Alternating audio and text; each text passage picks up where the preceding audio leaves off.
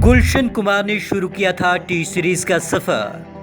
पिता के साथ जूस बेचा करते थे गुलशन कुमार। जूस बेचते बेचते बन गए म्यूजिक मुगल।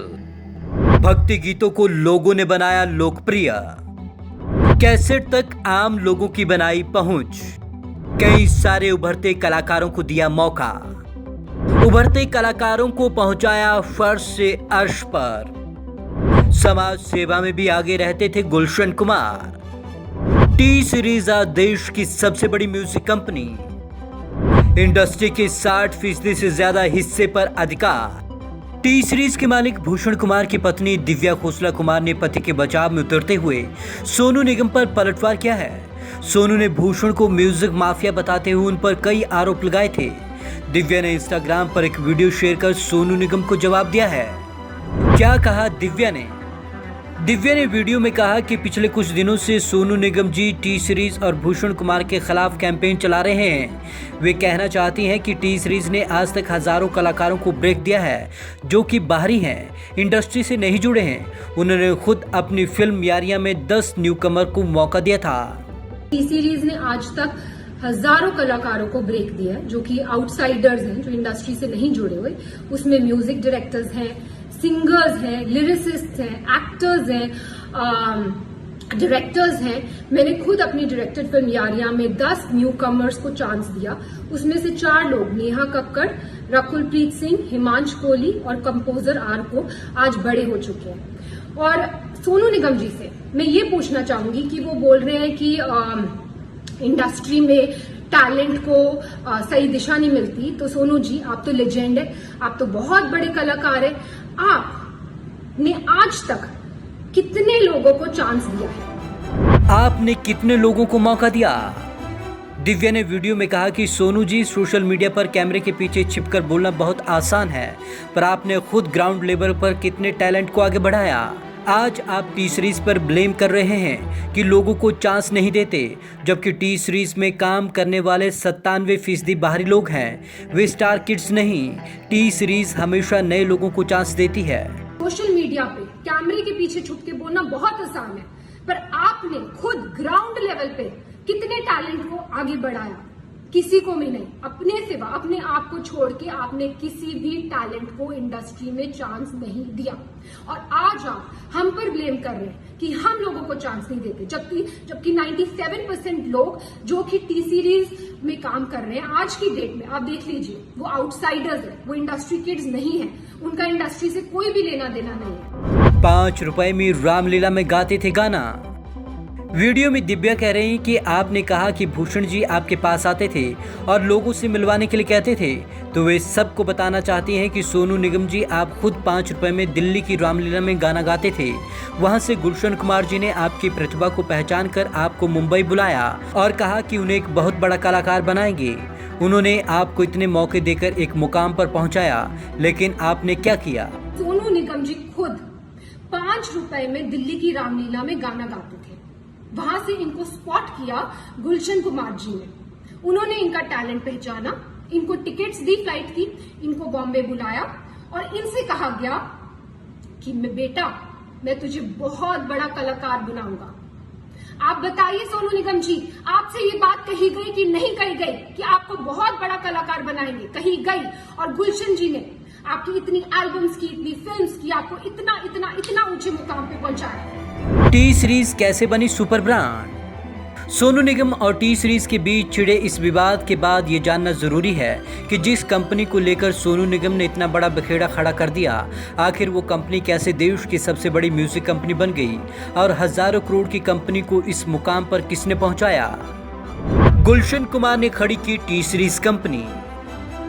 टी सीरीज एक ऐसी म्यूजिक कंपनी, एक ऐसा नाम जो आज घर घर में मशहूर है। संगीत के बारे में थोड़ी सी भी दिलचस्पी रखने वाला हर शख्स टी सीरीज का नाम जानता है। टी सीरीज देश की सबसे बड़ी म्यूजिक कंपनी है, लेकिन टी सीरीज को वो ब्रांड बनाने वाले गुलशन कुमार थे। पिता के साथ जूस बेचा करते थे गुलशन कुमार। गुलशन कुमार का पूरा नाम गुलशन कुमार दुआ था।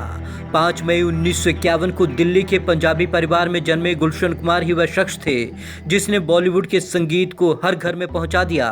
गुलशन कुमार के पिता दिल्ली के दरियागंज इलाके में जूस बेचने का काम करते थे। गुलशन कुमार भी उनके साथ जूस बेचा करते थे। संगीत से था बचपन से लगा।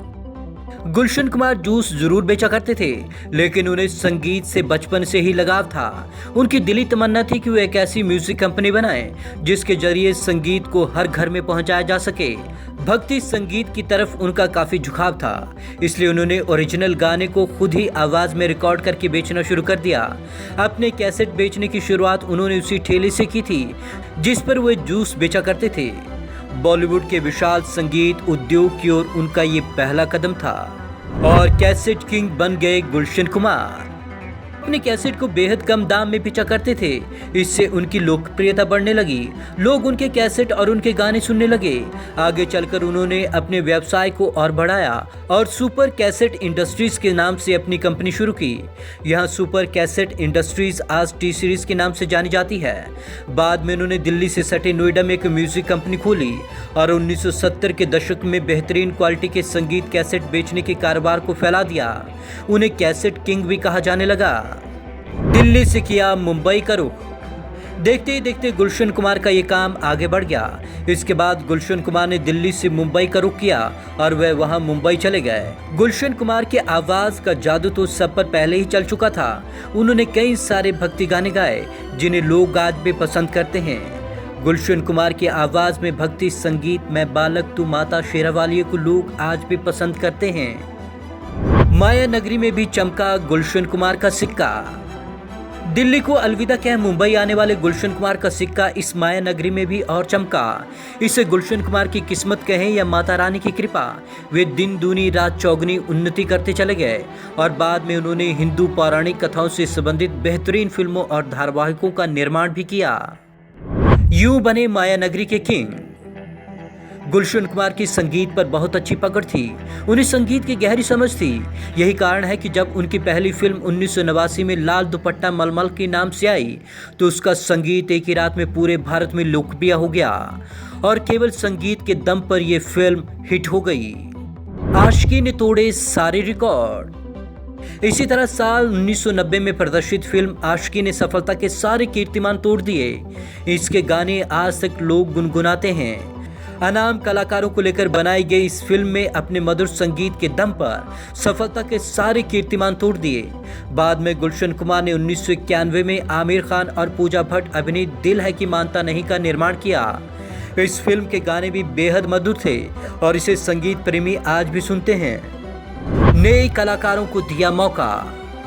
गुलशन कुमार ने केवल संगीत उद्योग में सफलता के झंडे नहीं गाड़े, बल्कि नई प्रतिभाओं को मौका भी उन्होंने देना शुरू किया। सोनू निगम, अनुराधा पौडवाल, कुमार शानू और वंदना वाजपेयी जैसे गायक गुलशन कुमार की ही देन है। वे 90 के दशक में नदीम श्रवण नाम के जिस संगीतकार की जोड़ी सबसे ज्यादा पॉपुलर थी वो गुलशन कुमार की ही देन थे। इसके अलावा भी उन्होंने कई अन्य कलाकारों को मौके दिए। HMV के एकाधिकार को किया था खत्म। गुलशन कुमार ने जिस वक्त संगीत की दुनिया में कदम रखा उस समय भारतीय संगीत के कारोबार जगत में उन दिनों HMV, जो कि एक सारेगामा के नाम से जानी जाती है, का बोलबाला था या यूं कहें कि एकाधिकार था। गुलशन कुमार ने इस एकाधिकार को खत्म कर दिया और निकल पड़ी टी सीरीज की गाड़ी। गुलशन कुमार ने संघर्षरत कलाकारों की आवाज में पुरानी फिल्मों के गाने रिकॉर्ड किए और HMV से लगभग 1/3 दामों पर कैसेट निकाल दिए। लोगों को लता मंगेशकर की आवाज तो सुनने को नहीं मिली, पर उनसे मिलती जुलती आवाज में उनके गाए हुए गाने उपलब्ध हो गए। बस फिर क्या, टी सीरीज की गाड़ी निकल पड़ी। समाज सेवा में भी आगे थे गुलशन कुमार। गुलशन कुमार संगीत जगत के बेताज बादशाह तो बन ही चुके थे, लेकिन इसके साथ साथ वो अपना इंसानी फर्ज नहीं भूले थे। वे समाज सेवा में बहुत सक्रिय रहा करते थे। उन्होंने अपने धन का एक बड़ा हिस्सा समाज सेवा में लगाया। कम ही लोग जानते हैं कि उन्होंने वैष्णो देवी में एक भंडारे की स्थापना की जो आज भी तीर्थयात्रियों के लिए निःशुल्क भोजन उपलब्ध करवाता है। वह 1992-93 में देश के सबसे बड़े करदाता थे। कामयाबी लेकर आई दुश्मनी। गुलशन कुमार कामयाबी के शिखर पर पहुंच चुके थे, जहां पहुंचना हर इंसान का सपना होता है, लेकिन हर कोई वहां पहुंच नहीं पाता। लेकिन कहते हैं ना कि कामयाबी अपने साथ दुश्मनी भी लाती है, वही गुलशन कुमार के साथ भी हुआ। गुलशन कुमार की लोकप्रियता और कामयाबी उनके आड़े आ गई और उन्हें अंडरवर्ल्ड से लगातार फिरौती को लेकर धमकियां मिलने लगी। अबू सलेम को दिया था ये जवाब। कहते हैं कि अंडरवर्ल्ड डॉन अबू सलेम ने गुलशन कुमार से हर महीना 5 लाख रुपए देने को कहा था, लेकिन गुलशन कुमार ने उसकी धमकी के आगे झुकने से इनकार कर दिया था और कहा था कि इतने रुपए देकर वो वैष्णो देवी में भंडारा करवाएंगे।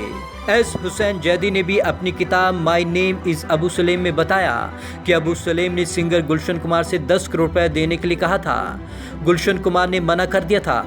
12 अगस्त 1997 को मुंबई के जेतेश्वर महादेव मंदिर के बाहर 16 गोलियां मारकर गुलशन कुमार की हत्या कर दी गई थी। टी सीरीज की चमक आज भी बरकरार।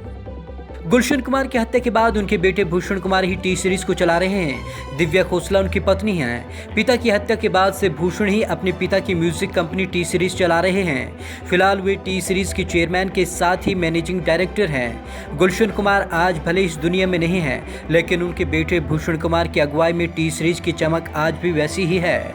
इंडियन म्यूजिक इंडस्ट्री पूरे मार्केट पर तकरीबन 60% पर गुलशन कुमार की कंपनी का ही कब्जा है। यही नहीं, उनकी यह कंपनी 6 महाद्वीपों के 24 से ज़्यादा देशों में संगीत एक्सपोर्ट करती है, जबकि 2500 से अधिक डीलरों के साथ टी सीरीज देश का सबसे बड़ा डिस्ट्रीब्यूशन नेटवर्क भी है। जर्रे से आफताब बन गए गुलशन कुमार।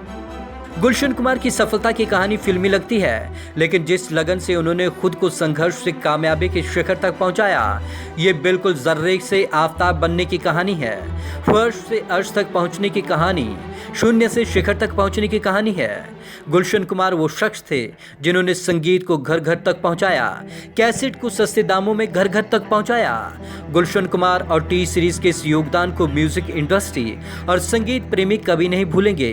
वे सही मायने में संगीत के बेताज बादशाह थे, म्यूजिक मुगल थे, कैसेट किंग थे और सबसे बड़ी बात कि वे बेहद अच्छे इंसान थे।